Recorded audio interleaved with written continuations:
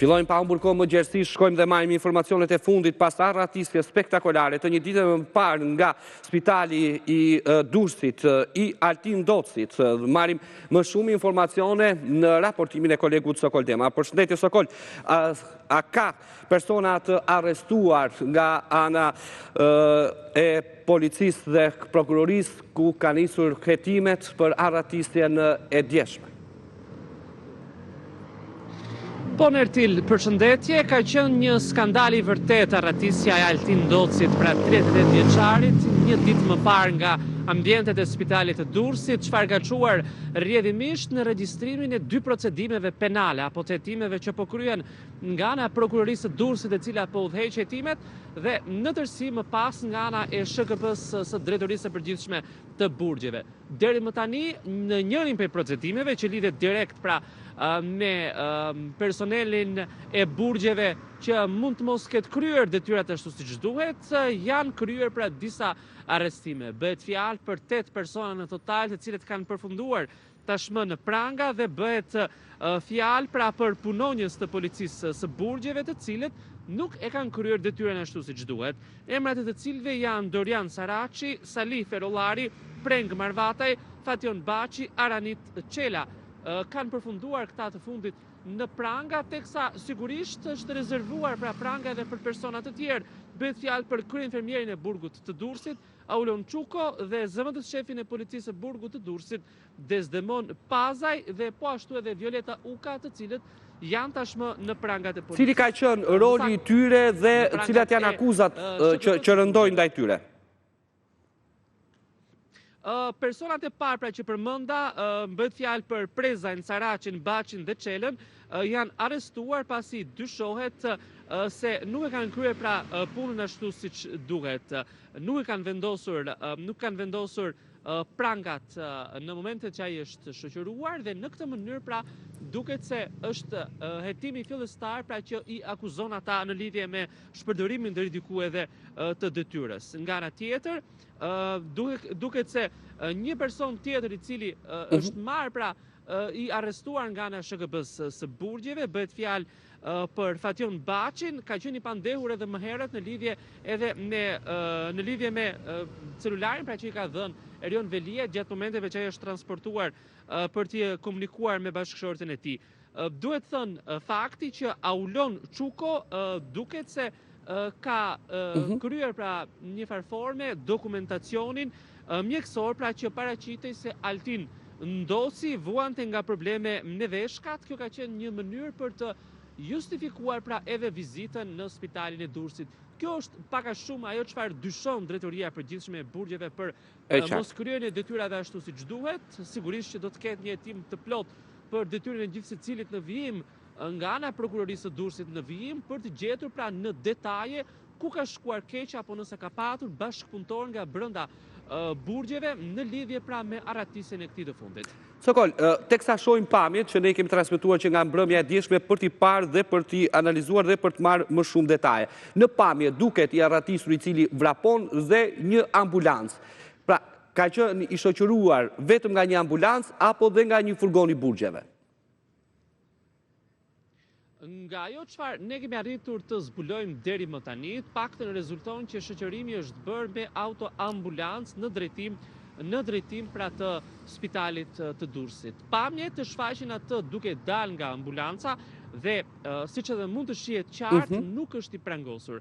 Kjo është arsyeja që ka çuar disa prefektive pra të policisë së Burgjeve, më saktë të burgut të Durrësit, në prangat nga ana e SHKP-s. Në këto momente që shfaqet, ai ka hyrë pra në ambientet e brendshme të spitalit infektiv të Durrësit, ka kryer disa procedura mjekësore, më pas i ka kërkuar pra njërit prej efektivëve që shoqëronte se donte të shkonte në ambientet e tualetit, çfarë ka qenë ky momenti që ka zgjedhur pra për tu arratisur nga ambientet e spitalit të Durrësit. Momenti që shfaqet duke vrapuar në pjesën ku largohet pra nga oborri i spitalit të Durrësit, ka qenë automjeti tip Audi A7 që e priste për t'u larguar pra në drejtime më pas të ndryshme.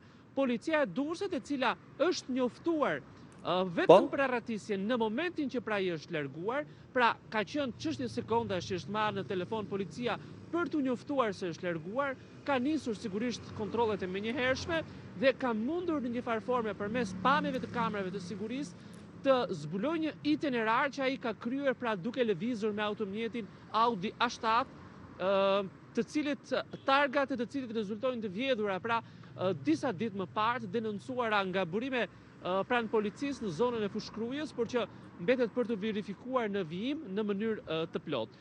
Nga verifikimi në Ertil është parë që nga spitali makina është drejtuar në drejtim të spitalës, më pas në zonën e Shënavlashit në zonën e Durrësit, duke përfunduar pra në autostradën Tiranë-Durrës, ose më saktë Durrës-Tiranë, në drejtim në kryeqytet. Dyshimet janë se ai mund të jetë futur në kryeqytet. Megjithatë, janë kryer kontrolle të shumta edhe nga ana operacionale së Drejtorisë Vendore të Policisë Tiranës, ku nuk ka rezultuar pra të jetë gjetur. Kontrolle janë kryer në Astir, janë kryer në zonën e Don Boskos, janë kryer dhe në disa zona të tjera, sidomos edhe në zonën e Ysberishtit, ku ai ka një banesë. Janë pyetur njëkohësisht dhe familjarët, të cilët i ka jo vetëm në Tiranë, por edhe në Durrës. Ata kanë shprehur dhe janë kanë thënë policisë se nuk kanë dieni se ku fshihet ai dhe nuk kanë patur kontakt me të.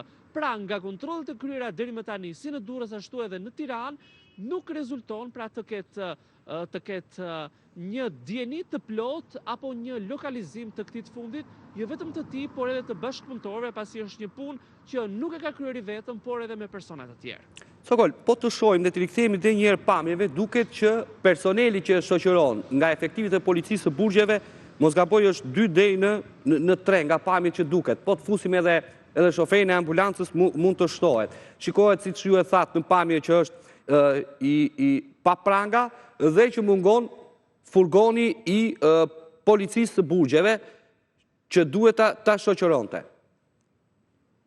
Ndërkohë po, në fakt, procedurat duhet të ishin të tilla. Ndërkohë, Sokol, më fal, nuk është lajmëruar fare për shembull policia që të ishte pjesë e saj?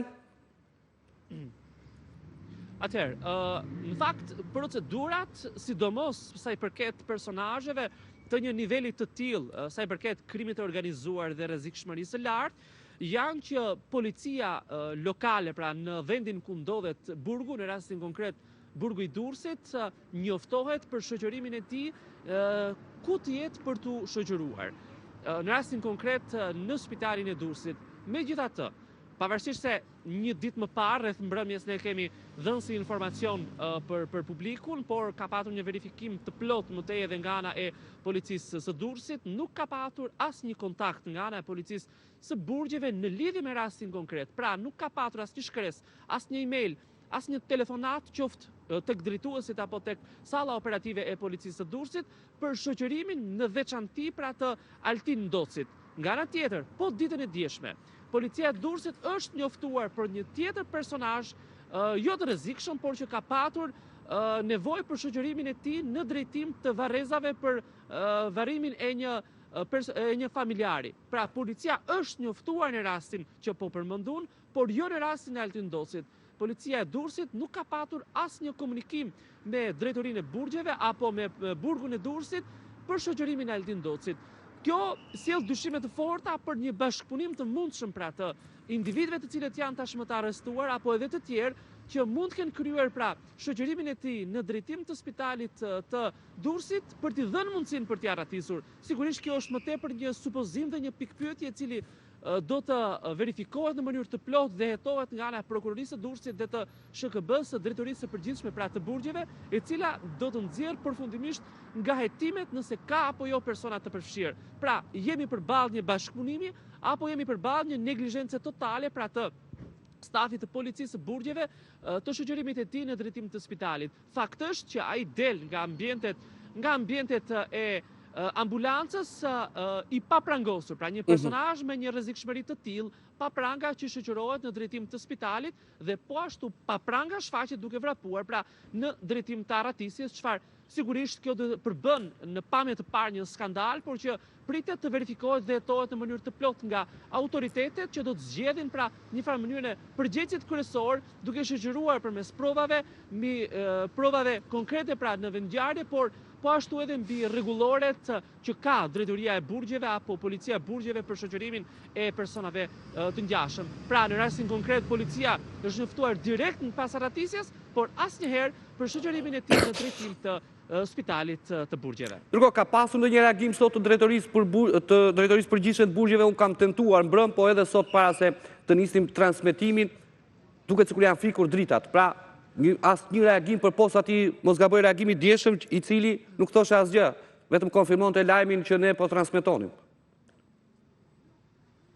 Në fakt, Lertil, nuk ka akoma një reagim zyrtar. Gjitha informacionet që ne po japim edhe në këto momente përfshir këtu edhe arrestimin pra e punonjësve të burgjeve dhe jo vetëm, është e gjitha përmes burimeve të informacionit që Report TV ka në drejtorinë e burgjeve, por jo në mënyrë zyrtare. Sigurisht kam përshtypjen që në orët në vijim, ndoshta rreth mesditës mund të ketë një komunikat të plot sa i përket arrestimeve dhe një sqarimi më të zgjeruar. Megjithatë, edhe në momentin që flasim, pra në reagim i vetëm zyrtar është ai reagim që ju përmendet pak më herët i pasditës së djeshme në lidhje me arratisjen e Altin Docit. E gjithë pjesa tjetër, pra qoftë materialet filmike, qoftë informacionet e tjera që vinë mbi hetimet, është përmes burimeve të informacionit, të cilat Report TV mban përgjegjësi për vërtetësinë e tyre dhe patjetër në vijim mund të ketë një rikonfirmim të plot pra nga ana e komunikimeve që do të bëhen përmes kanaleve zyrtare nga ana e drejtorisë së përgjithshme të burgjeve. Sigurisht, a duhet ishte bërë një reagim deri më tani për sqarimin e situatës? Kam përshtypjen që po, pasi drejtoria e përgjithshme e burgjeve ka tashmë një panoramë të plot të asaj çfarë ka ndodhur dhe hetimet dhe çfarë mund të prishet në hetimeve, sigurisht që mund ta shmangte. Por besoj që është një gabim që mund të rregullohet në orët në vijim përmes një komunikimi më të plot që mund të sqarojë situatën, dinamikën, mënyrën e kontrollit, mënyrën se si ka dështuar një farë forme siguria për shoqërimin e tij në drejtim të spitalit dhe pse jo edhe për të kërkuar pra përgjegjësi në tërësi nga ana e policisë së burgjeve dhe hetimet se çfarë po ndodh pakën deri më tani. Faleminderit Sokol për gjitha këto detaje në mënyrë të zgjeruar që na i përcollen në këtë hapësirë të drejtë për drejtë. Në rast se do të ketë të tjera detaje dhe informacione, menjëherë do të kërkoni linjë për të lidhur së bashku.